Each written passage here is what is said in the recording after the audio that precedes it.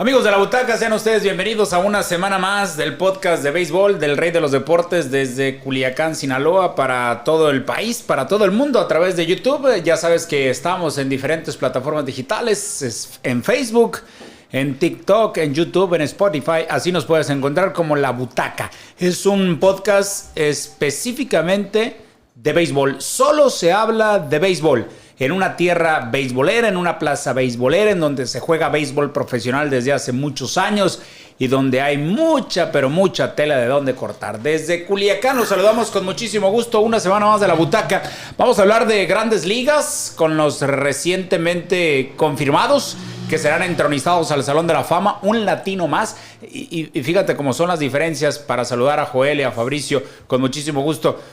Siempre hay un toque especial cuando anuncian a un latino al Salón de la Fama, a diferencia de un norteamericano, ¿no? No sé por qué, entiendo que los latinos alimentan mucho el color del béisbol en las grandes ligas, pero siempre cuando hay una noticia de un latino, se anuncia de manera diferente a como se anuncia a un pelotero norteamericano. No sé si sea mi interpretación, pero bueno, vamos a hablar de eso, vamos a hablar de la Serie del Caribe y vamos a hablar de la final de la Liga Mexicana del Pacífico entre Venados de Mazatlán y los Naranjeros de Hermosillo. Fabricio, ¿cómo estás? ¿Qué tal, Jesús? ¿Qué tal, Joel? Amables aficionados, muy buenos días, muy buenas tardes, muy buenas noches o muy buenas madrugadas, según sea el uso horario en el que le estén dando play a su dispositivo para conectarse con nosotros en La Butaca Podcast. Un variadito el tema el día de hoy, diferentes tópicos, ya lo comentabas, y sí, efectivamente, siempre se le da un espacio muy especial. Sí. A los latinos, pues solamente son 19 los que han sido ya exaltados. Con Beltré, ¿no? Ya con Beltré solamente es mínimo para la gran cantidad de peloteros criollos que han participado a lo largo de la historia del béisbol de las grandes ligas. Y también involucrados ahí el tema de los jugadores de las desaparecidas ligas negras. Y bueno, lo que va de avances ya con el tema del clásico caribeño y cómo va esa serie final en México, donde los Naranjeros de Hermosillo se han convertido en una planadora dentro de la gran final del circuito invernal en esta temporada 2023-2024. Y para la tierra mexicana, Joel, estuvo... pocos votos, pero estuvo ahí en lo que el Salón de la Fama se refiere en Cooperstown, un mexicano, ¿no? Sí, ahí estuvo el mexicoamericano. ¿Qué tal, Jesús? Fabricio, saludos a todos nuestros amigos de La Butaca. Ahí estuvo Adrián González, mexicoamericano, en esa papeleta, donde lamentablemente recibió menos del 5% y ya no es elegible para la próxima edición. Pero hablando de la importancia de lo que es para grandes ligas, el tema extradeportivo ahora con todo lo de Julio Urías, el tema de la violencia doméstica. Antes las sustancias prohibidas, las apuestas. Por ejemplo, que hoy decimos, es que acabaron con la carrera de un pelotero por temas extradeportivos. Pues hay algunos que no van al Salón de la Fama, como Omar Vizquel, que ahí sigue en la lista o en la papeleta y no termina por ser elegido para el Salón de la Fama, con tremendos números, con tremendas campañas. Manny Ramírez, Alex Rodríguez. ¿Qué me dices? Se van a quedar esperando. ¿Qué me dices del caso de Pete Rose, el hombre que tiene más imparables en todo el béisbol de las grandes ligas? Involucrado en un tema de apuestas. Y él no está involucrado por violencia doméstica o por temas de acoso sexual. El tema de él es problema de apuestas. Y él ya se dio por vencido que no va a estar en el Salón de la Fama. Sí tiene que ver. Sí tiene que ver, pues. Si ellos que presentaron números, sí tiene que ver. En un recinto así. Debemos de entender, los que vemos deporte profesional, que los deportistas profesionales a los que vemos tienen una responsabilidad adentro del terreno de juego y afuera. Ellos deben de pagar un precio. Y el precio que pagan por el sueldo que reciben, por la fama que tienen, es que su vida privada se convierte en vida pública. Dirán muchos, es que no tiene nada que ver lo que hagas con tu vida privada a lo que sucede en el terreno de juego. Pues para muchos no. Pero para el entorno social sí, y para las marcas también. Deben de entender los deportistas profesionales que ellos se deben a una marca. Como nosotros nos debemos a una empresa, los que trabajamos para una institución, pues ellos también se deben para una marca. A ninguna marca, a ninguna empresa, a ninguna organización ni institución le va a gustar que es uno de sus elementos se ve involucrado en una situación de apuestas, sustancias prohibidas, violencia, etcétera, etcétera. Sí. Y no importa eso. Qué tan bueno seas, qué tan sea tu rendimiento. No importa. Qué tantos récords tengas, cuáles sean tus Ahí estadísticas. está Barry Bonds. Sammy Sosa, Sammy Mark Sosa. Maguire y compañía, pero hoy de los que Rafael están Palmeiro. en esa Palmeiro. lista, de José los que Canseco. todavía creen o tienen la esperanza de en algún momento ser elegidos, pues se van a quedar.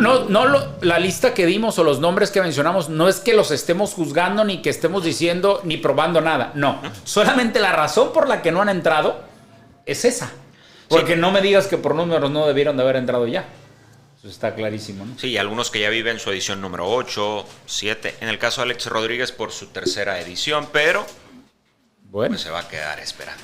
Lo que sí es que Adrián Beltré es punto y aparte porque fue un Sí. ejemplo dentro y fuera del terreno de juego. precisamente vamos a enfocarnos a los que sí son tomados en cuenta, los que van a entrar al Salón de la Fama de Cooperstown. Vimos un video muy emotivo de la forma en la que le llaman por teléfono a Beltré junto con su familia y se entera que ya se ha hecho muy común año tras año cuando se hacen los anuncios, ¿no? Pero se hizo más viral la llamada de Adrián Beltré que al resto, pues. Sí. O sea, como que MLB le mete más ganitas ahí, pues, a los latinos. Los latinos son un mercado muy importante para el béisbol de las grandes ligas. Y fíjense que revisando la carrera de Beltré, a partir de enero del 2011 cambió la vida deportiva de Adrián Beltré. Porque en enero del 2011 es cuando firma para los Rangers de Texas. Después de estar varios Dodgers. años con los Dodgers de Los Dodgers, Ángeles. Marineros y demás. Y que pasó Pero luz y sombra, ¿no? ¿por qué digo que a partir de ahí cambió su vida? Porque no es que antes haya sido un mal pelotero ni un pelotero del montón. No. Pero era un pelotero. Era estelar, sí. Era un buen pelotero. sin llegar a ser estelar. Pero no era una figura, no era una estrella. Comenzó a poner números para el Salón de la En Fama. Rangers de Texas se convirtió en una figura del béisbol. Curiosamente, en la edad de los 30 y no de los 20 fue cuando él empezó su mejor rendimiento como pelotero y eso es lo que tiene asombrado a muchos expertos dentro de la pelota profesional. Y ahora hay en formas Estados de Unidos. llegar al Salón de la Fama. También. Claro. Los que llegan por una quinta ocasión y los que llegan por una. En la primera. Y por unanimidad. En la primera. Y otros que. Por ejemplo, lo de Mariano Rivera, que por ahí hay alguno que no votó para que fuera directo. Pero lo de Beltré, 95% están todos de acuerdo que en tu primera ocasión que eres elegible, vas directo al Salón de la Fama. Sí, decíamos que a partir de ahí cambió su vida porque firma con los Rangers y ese mismo año llega a la Serie Mundial. Dicho sea de paso, es uno de los momentos más dramáticos que yo he visto en un juego de pelota. Aquel juego número 6 de la Serie Mundial entre Cardenales de San Luis y los Rangers de Texas en el 2011, donde en el juego número 6 a un strike Texas de ganar la Serie Mundial le da la vuelta a San Luis y el resto es su historia. Que por cierto en ese equipo de San Luis estaba Fernando Salas. Sí, estaba Fernando Salas. Fernando no es Salas, hoy relevista de los Naranjeros de Hermosillo. Él tiene anillo de Serie Mundial, ¿eh? No, los Fernando lujos Salas. que se da Naranjeros de Hermosillo de poco utilizar a Fernando Salas, ex Grandes Y este Ligas, lanzador zurdo también de en esta Tamaulipas, final. ¿cómo se llama? Se me va el nombre. Pero Jaime bueno, García. Jaime García. Pero ahí estaba Fernando Salas. Y hablando de Adrián Beltré, ese año es cuando firmó con los Rangers de Texas y los llevó a una Serie Mundial.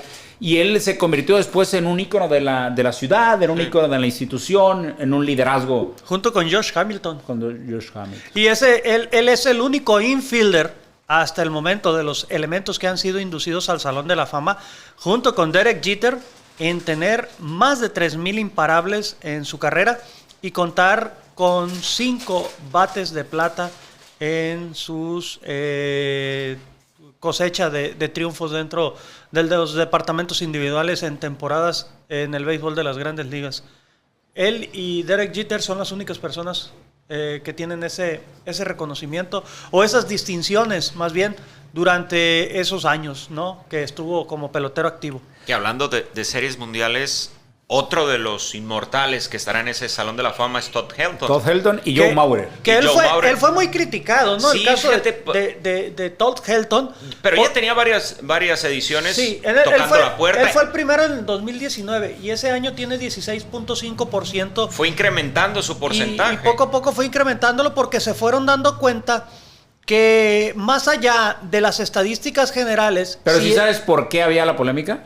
Sí, por el hecho de jugar con los Rockies de Colorado. Los Rockies de Colorado. Y en un parque 100% para bateadores. Y más aún, cuando eras bateador revisaron sus números en carretera y dijeron, no, pues es que también bateaba en otro lado. Está igual de nasty que en casa. No es el estadio nada más. No es que realmente, como fue un pelotero de una sola organización, por eso comienzan los cuestionamientos. Y porque también, pues es válido al final, no estar de acuerdo y decir, para estar en el Salón de la Fama de Cooperstown, tú tienes que ser realmente diferente, tienes que haber trascendido en la organización. En esa era de las grandes ligas, tuviste que haber puesto números y marcado una época. Entonces, muchos podrán estar de acuerdo que para ellos Todd Helton no lo fue. Sí un pelotero estelar, pero no un Salón de la Fama. Sí, hay que entender que de repente hay algunos deportes, algunas ciudades en los mini Salón de la Fama que existen en muchas plazas, que no le dan esa relevancia y esa importancia que significa ser inmortal. Sí. Ser inmortal de un deporte es haber marcado una era. Sí. Haber sido un deportista de época. Eso es yo no digo ser el mejor de la historia, ni ser de los 5 mejores de la historia. No, ser un deportista de época, de era. Haber marcado eso. Marcaste una era. ¿Qué es una era? Marcaste una década de resultados, 15 años de trabajo, 20 años de trabajo. Marcar una era en lo que tú representaste para la organización, lo que tú pusiste en números, lo que tú ganaste de manera individual, es decir, convocatorias al Juego de Estrellas, guantes de oro, títulos de bateo, títulos de picheo. Entra el tipo encabeza los departamentos de la ofensiva en la organización, en la historia. El tipo del OPS que él manejó a lo largo de su carrera se dieron cuenta que estaba muy por encima en carretera de lo que había bateado a lo largo de su trayectoria elementos como monstruos, que fueron el caso de Dave Winfield, de Eddie Murray y por supuesto de un tipo que ganó 8 títulos de bateo, justamente Tony Gwynn. Eso lo resaltó MLB. Por estar encima de esos tipos, imagínate tú la capacidad que tenía para batear. Un OPS de .855 en carretera. Elevadísimo. Sí, por los mismos cuestionamientos. Comenzaron a escarbar las estadísticas, a ver cómo lo hacemos más legítimo esta entronización, al final elección, porque las votaciones de parte de lo que es los periodistas en Estados Unidos, al final tienen que partir de la estadística. Sí, partes de ahí. O sea, ya después ellos consideran, llevaron al equipo a una serie mundial, fueron MVP, cuántas invitaciones a Juego de Estrellas. Él tuvo 4 o 5 invitaciones a Juego de Estrellas. Y también la única ocasión que, aunque la perdieron Rockies de Colorado en su corta historia, fue con Todd Helton cuando llegaron a una serie mundial frente a los Medias Rojas de Boston. Que por cierto, Helton, si mal no recuerdo, creo que en su época de colegial jugó fútbol americano, ¿no? Sí, lo platicábamos hoy, jugó con Peyton Manning. Ah, mira, ese dato no me lo En la Universidad de Tennessee. Es de esos, pues al final, dotados deportivamente. Sí, con tiene talento que lo pones en una duela y juega básquetbol. Que yo revisaba, Frank Thomas tuvo la oportunidad de recibir una beca, Jackie Robinson, Mickey Mantle, o sea, de los que han podido pues jugar al igual buen nivel de fútbol americano, buen béisbol o buen básquetbol. Son de esos dotados. Lo que pasa es que Deion Sanders, Bo Jackson son formados en el sistema deportivo de Estados Unidos. Sí, de la universidad. Y el sistema deportivo en Estados Unidos, es cierto que te especializa en el deporte que tú terminas tomando la decisión, pero antes ya jugaste fútbol o soccer o americano, o antes ya jugaste básquetbol o béisbol hasta que terminas decidiéndote. Pero hay muchas historias de esa, como la del el caso del mismo Michael Jordan. Sí, hay muchas historias. Que por ejemplo en lo de Mauer, revisan las estadísticas y por ejemplo entre receptores en estadísticas de envasarse, de bateo, que el WAR, que esto, él es, por ejemplo, 7 de los 10 receptores que traen esas estadísticas están en el Salón de la Fama. Y ahí está Mauer. Entonces, tú cuando te tienen que medir de acuerdo a esos números, de acuerdo a esas estadísticas. 6 veces al Juego de Estrellas convocado. Sí. 5 por Helton, y de lo de la defensiva y ofensiva de Beltré. Beltré creo que nadie pudo poner alguna objeción. No, digo, con el 95%, imagínate tú. Y fíjate que él, estamos hablando de los 3 prácticamente al mismo tiempo, pero Beltré tiene una particularidad que, es más de la época nuestra. Liderazgo. Sí, okay. Tenía esa particularidad. Conectaba con la gente y hacía grupo. No, tú lo veías cómo convivía con el compañero, cómo era parte... Hasta con el rival, ¿no? Sí. O sea, realmente tenía un sentido del humor muy agradable, que conectaba con la gente, conectaba con los medios, conectaba con su propio grupo, Y tú revisas, tú buscas en internet Adrián Beltré videos, jugadas, etcétera, y la mayoría de sus videos son teniendo una buena relación con sus compañeros y marcando un estilo de liderazgo propositivo. Hay un video donde está lanzando Félix Hernández, fueron compañeros ellos. Sí, que le arrima que le arrima el caballo, se le queda viendo y agarra y se pone el vato así con la mano en la cintura y el otro termina ponchándolo con un picheo de esos mortíferos que tenía Félix Hernández. Él no era de velocidad, pero sí sus picheos eran bastante venenosos y termina haciendo el ridículo Beltré y termina carcajeándose en medio de la loma.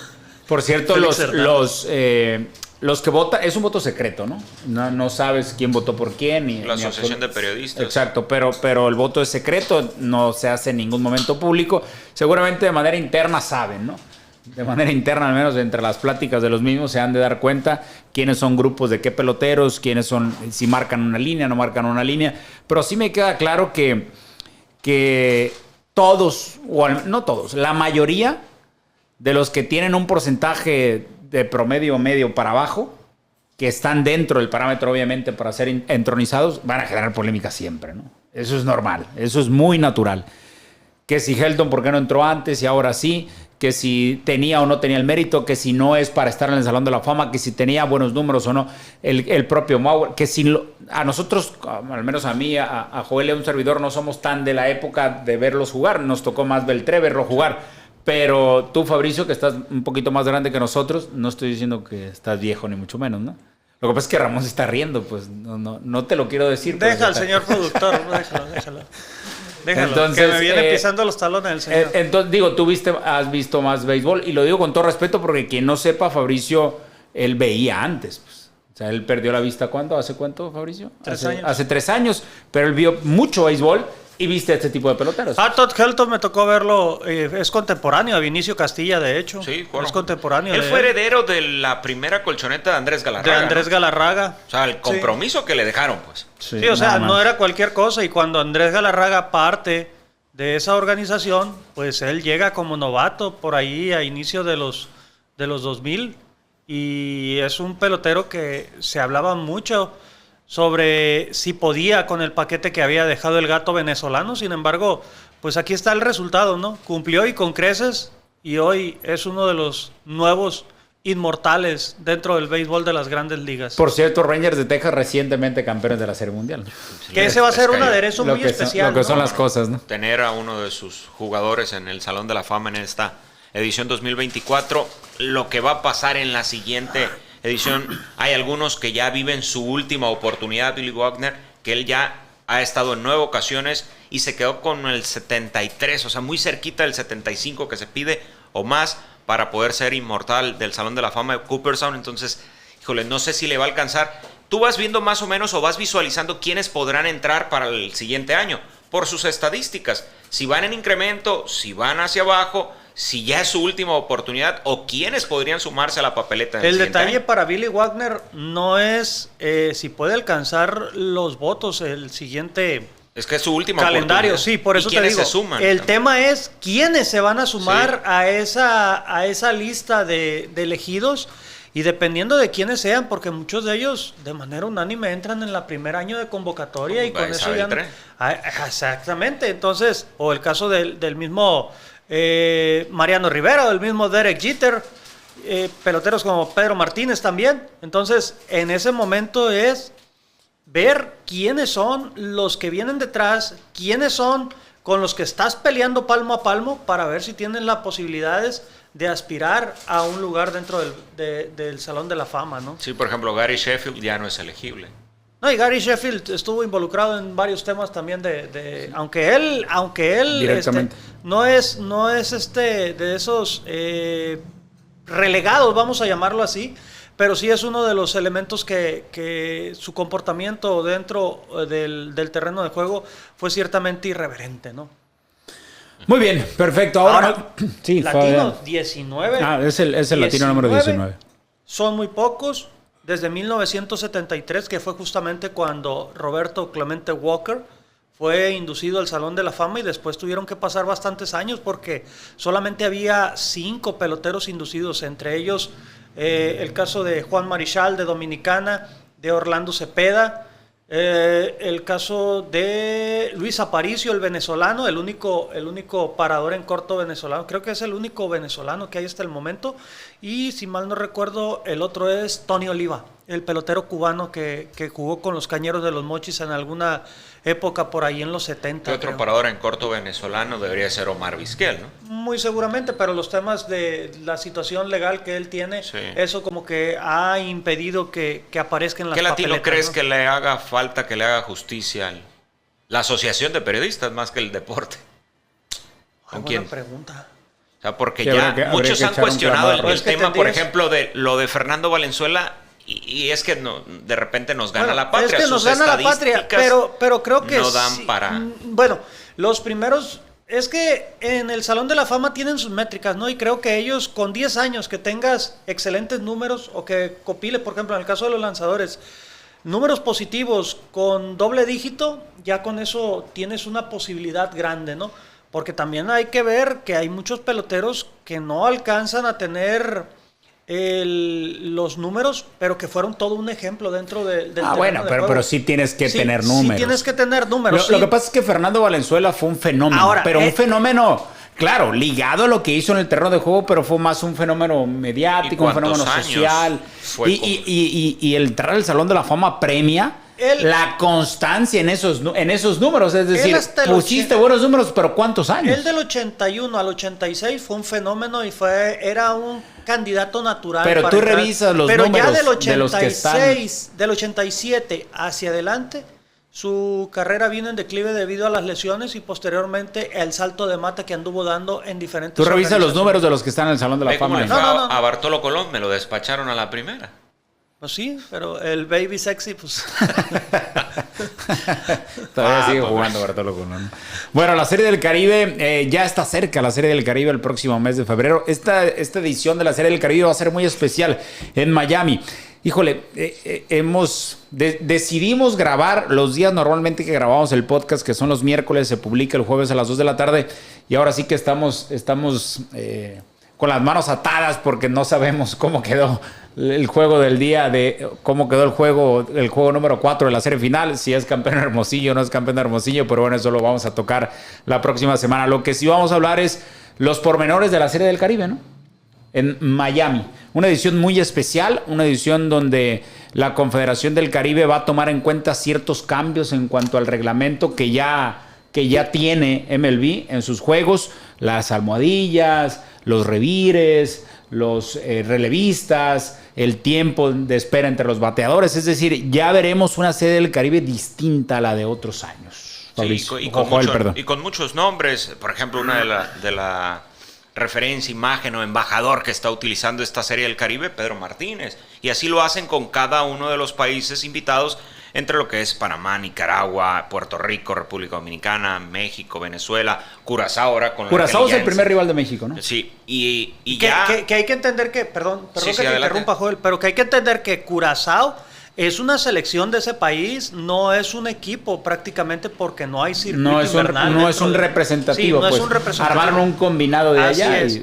Lo que me llama la atención y creo que es una lástima es que no haya sido invitado el equipo de Colombia, ¿no? Yeah. Que Colombia ha venido incrementando su nivel deportivo en la liga profesional colombiana y que en los últimos años, pues ya hasta un título de Serie del Caribe alcanzó con los Caimanes de Barranquilla, ¿no? Y además te daba de repente encontrabas algunos peloteros ahí de la liga colombiana que al momento de ponerlo ante la alta exigencia, te daban resultado y que podías firmarlos para tus respectivas ligas. Ahí está el caso de Harold Ramírez, el caso del mismo Elkin Alcalá.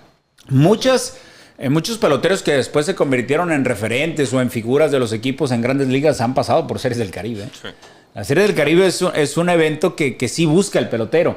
Además del show, además de lo que representa, la pimienta que se le pone a los juegos en Serie del Caribe, muchos buscan estar ahí. No, es un torneo bien complicado porque es bien rápido. Comentábamos lo de Aroldis García, los hermanos Gurriel, que estuvieron en una de las últimas ediciones. Bueno, hablando 2016, 2017, que estuvieron en Series del Caribe y que después los vimos detonar y ser figuras. Protagonistas en Series del Sí, de repente vivimos en México, Fabricio, Joel, amigos nuestros, Y vemos un equipo, no sé, como el de Naranjeros de Hermosillo, y pensamos, no, imagínate, Naranjeros de Hermosillo reforzado. México va a traer un trabuco en la Serie del Caribe. No, los de enfrente. Ve lo que lleva Criollos. Nomás asómate a ver el equipo que está armando Venezuela, los equipos de Dominicana. Puerto Rico. Sí, yo creo que Yadier y José Molina no van a ir a pasearse. Sí, pues claro. estos tipos son competitivos. Y más que acaban de ganar su primer título en la liga puertorriqueña con los Criollos de Caguas. ¿Les gusta la Serie del Caribe? ¿Les gusta la esencia de la Serie del Caribe? A mí sí el me sistema de competencia, lo que rodea los juegos de la Serie del Caribe. ¿Ha cambiado el sistema de competencia? Sí, ¿Te gusta más este o el actual? Perdón, ¿este o el pasado? No, este definitivamente. Sí, el otro era muy ortodoxo. Tiene vida hasta el último juego. Del otro modo ya era un round robin y 2 juegos atrás ya sabías quién era el campeón si uno había iniciado. El sabor. Sí, entonces, incluso a excepción de México, a excepción de las sedes en México, pero cuando era el formato viejo del round robin, todos contra todos a 2 vueltas, y cuando se jugaba solamente 4 equipos, pero el resto de los países, si tu país era sede del evento y tenía un mal arranque, los primeros 2 juegos los perdías, ya para el tercero el estadio lucía vacío completamente, ¿no? Y solamente los aficionados que acompañaban a las delegaciones, a los equipos participantes de las otras naciones, pues eran los únicos que acudían a ver los encuentros. Y ahora no. ¿Por qué? Porque el mismo sistema de competencia te da la oportunidad de poder avanzar a una semifinal y de poder estar aspirando, incluso en ocasiones, hasta poder calificar en el último juego del rol regular. Sí, entonces, yo creo que eso es bien interesante. Yo creo que con lo que más han batallado en la Confederación del Caribe, en las series del Caribe, es en la respuesta de los aficionados en las plazas. No en todas responden de la misma manera, no todos responden como en México. Y ellos tienen bien identificado claramente cuáles son las plazas que tienen esa respuesta. Y ahora van a probar un mercado diferente. Pues te voy a comentar. Van a Miami, que por cierto, es uno de los estadios que menos aficionados mete. Miami no va la afición al béisbol en Miami, pero ahora es distinto, ¿no? Es distinto lo que va a haber. Después del fenómeno del Clásico Mundial, se avivó mucho el interés por el béisbol en esa ciudad y ahora resulta de que según proyecciones de la gente de mercadotecnia que está manejando por parte de Marlins de Miami, porque ellos son los organizadores del evento, ellos han anunciado que ya tienen garantizados al menos la venta de 30,000 boletos en los primeros 7 encuentros de este clásico caribeño. ¿Qué quiere decir? Que es prácticamente un éxito. Que está asegurado total. El éxito. Pues. Está asegurado el éxito, a diferencia de lo que sucedió en las 2 ediciones anteriores, cuando se jugaron primero en el Orange Bowl en 1990 y posteriormente en el Bobby Maduro. Eran estadios prácticamente hechizos y donde, por cierto, recuerdo que no recuerdo si fue el Bobby Maduro o el Orange Bowl, donde estaban pintados los graderíos porque así era como delimitaban por el lado del jardín derecho los cuadrangulares. Si la bola la trepabas en cierto color de las gradas, ahí era donde marcaban un cuadrangular los umpires. Si la bola pegaba más abajo, pues lo marcaban doblete o la pelota la ponían en sencillo de terreno, como lo marcaban ellos, por las dimensiones tan disparejas que tenían en ese entonces los estadios en los que fueron diseñados o habilitados para organizar esos clásicos caribeños en aquella A mí me gusta mucho la serie del Caribe. El solo hecho de que sea en una sede alterna, que ya no sea repetitivo el tema. Y Miami. Pues. Sí, y regularmente es la afición del Caribe la que se mueve, te ofrecen Miami y dices, aun cuando sea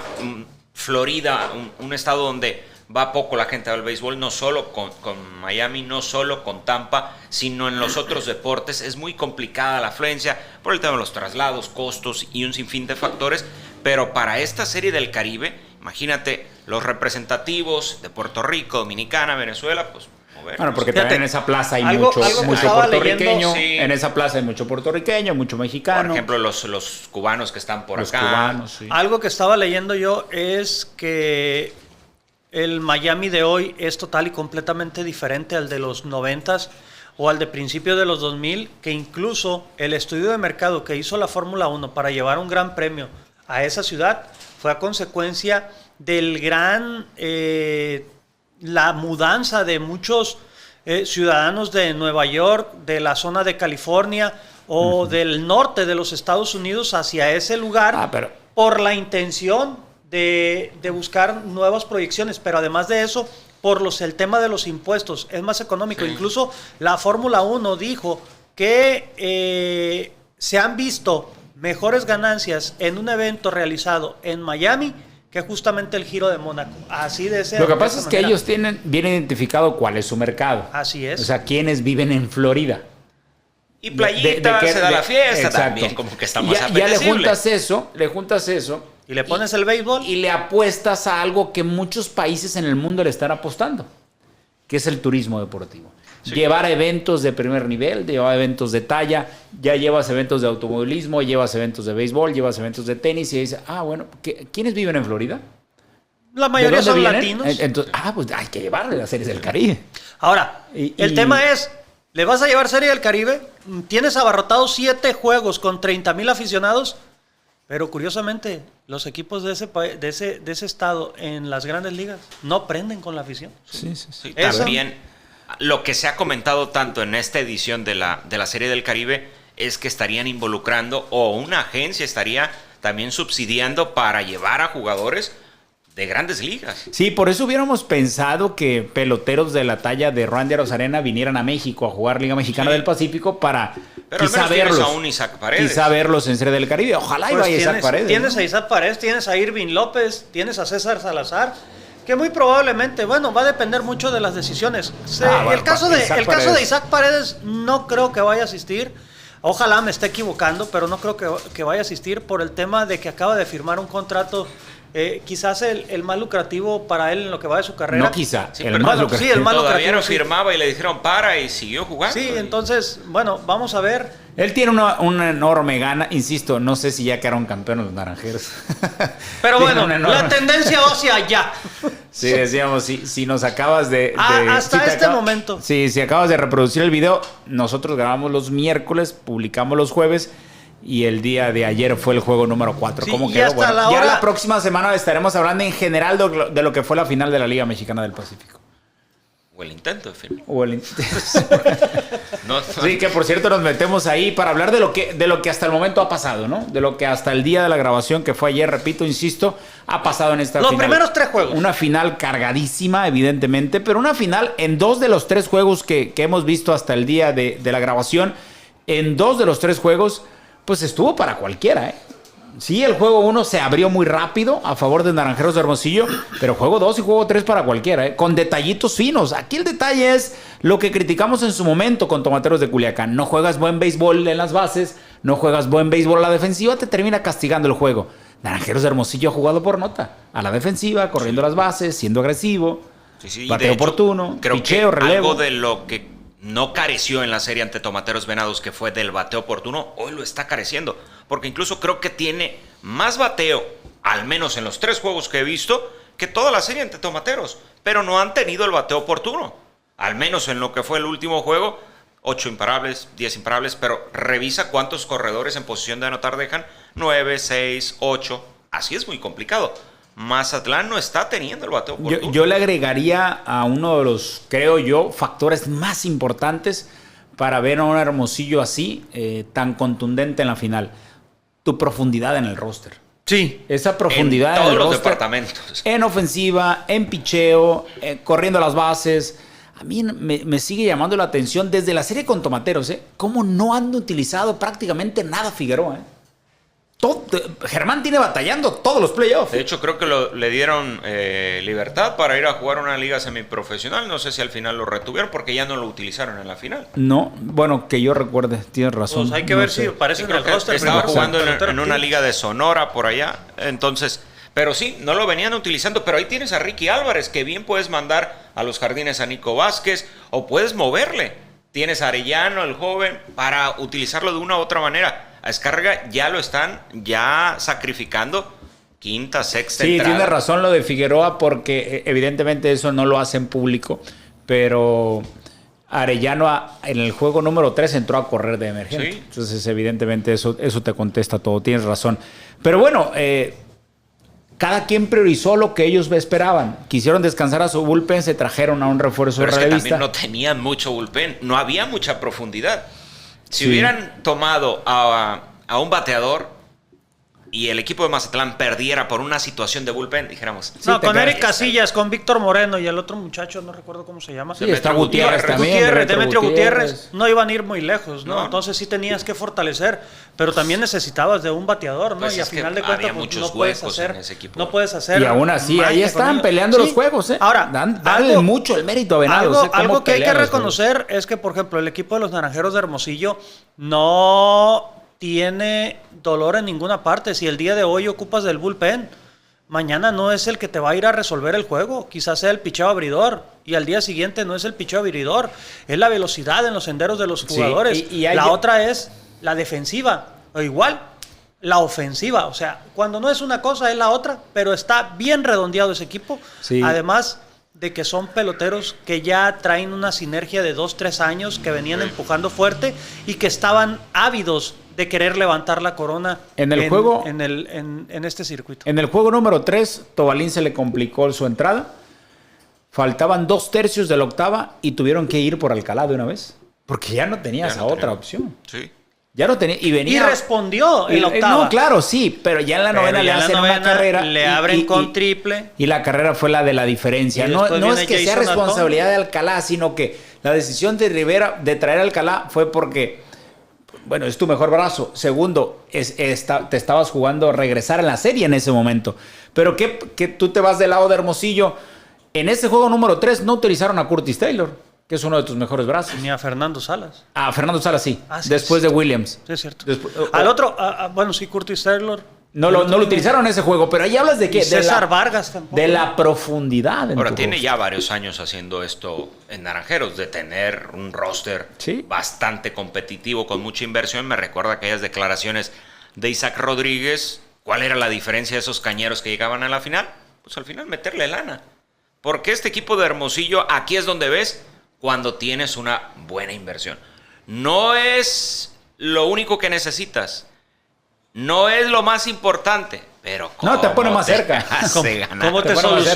¿Cómo te soluciona la vida eso? Sí, claro, en México, por un tema incluso de idiosincrasia cultural, nos gusta mucho jugarle al papel de la víctima, pues. Sí. El latino así es. El equipo el que menos gasta. La Cenicienta. Y el que este equipo está hecho de hombres. De hombres, no de nombres. Y tonterías de esas, ¿no?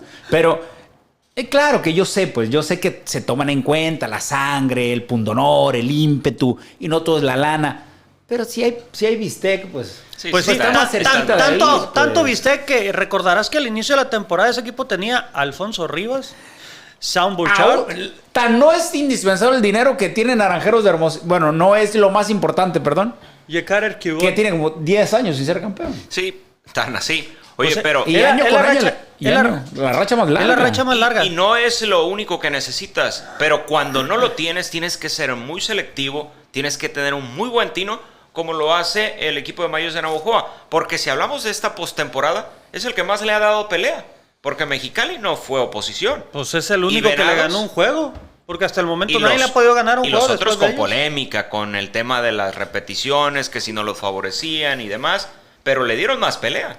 Sí, la próxima semana vamos a hablar a profundidad de lo que fue la final de la Liga Mexicana del Pacífico, refuerzos del equipo mexicano para la Serie del Caribe, el rol de juegos, de las fechas, todo lo que tiene que ver con la Serie del Caribe y cómo estará conformado ese equipo mexicano que nos va a representar en esta justa caribeña. Un tema. Naranjeros de Hermosillo tiene 10 victorias de manera consecutiva. Ha igualado un récord de los Venados de Mazatlán, curiosamente, de la temporada 1986-1987, en que hilvanaron también en rondas de playoff 10 victorias de manera consecutiva. De ganar el juego número 4, estarían implantando un nuevo récord en la historia de este circuito en victorias consecutivas dentro del playoff. Que esperemos que así suceda, ¿no? Para que ya eviten la agonía más... prolonguen más la agonía el equipo de los Venados de Mazatlán. Tus naranjeros de tu amigo Juan Gabriel Castro. Muy bien, señores, nos vamos. Fabricio, muchísimas gracias. Hombre, antes que nada, muchísimas gracias a ustedes por estar al pendiente de esta grabación, de esta emisión, y por supuesto recordarles siempre, ¿no?, Dejen sus comentarios aquí en la bandeja de opiniones. Activen la notificación de la campanita. Por favor, suscríbanse. No cuesta nada, es gratis. Y por favor, compartan. Compartan también. Estamos en diferentes redes sociales, en TikTok, en Facebook, en Instagram y por supuesto en nuestra plataforma en YouTube. Fabricio, esta semana cumpliste años. ¿Cuántos años cumpliste, Fabricio? 46 años, no me escondo la edad. 46 años. Oh, yo me veo más grande que tú, Fabricio. Ya estoy en la categoría veteranos de 40 y más. 46 años. 46. Huele a pastel. ¿A qué edad comenzaste en el periodismo? A los 26. A los 26 años. Lo que pasa es que trabajaste mucho tiempo en el béisbol infantil, Sí, ¿no? trabajé de tiempo en el béisbol infantil desde los 15 hasta los... Pues sí, desde los 15 a los 25 años. Estuve involucrado en ligas infantiles como entrenador. Y aparte trabajé en el ayuntamiento en Navolato como entrenador deportivo y ahí estuve haciendo labor comunitaria y también muy bien, como trabajador. Perfecto. A nombre de todo el equipo, muchísimas gracias, Joel. Gracias. Que por cierto decía del tema de los formadores y el estado de Sonora, la aportación que tiene para lo que es esta final con peloteros.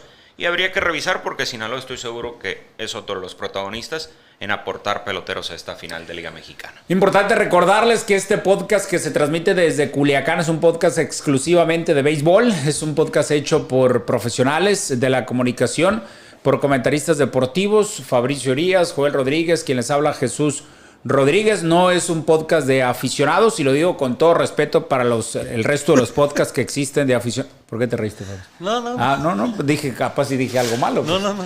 Lo digo con todo respeto para todos los contenidos que se hacen a través de internet de aficionados al béisbol o al fútbol o cualquier deporte. Este es un podcast distinto, con un análisis distinto, porque se analiza distinto cuando lo haces de manera profesional y no de un aficionado.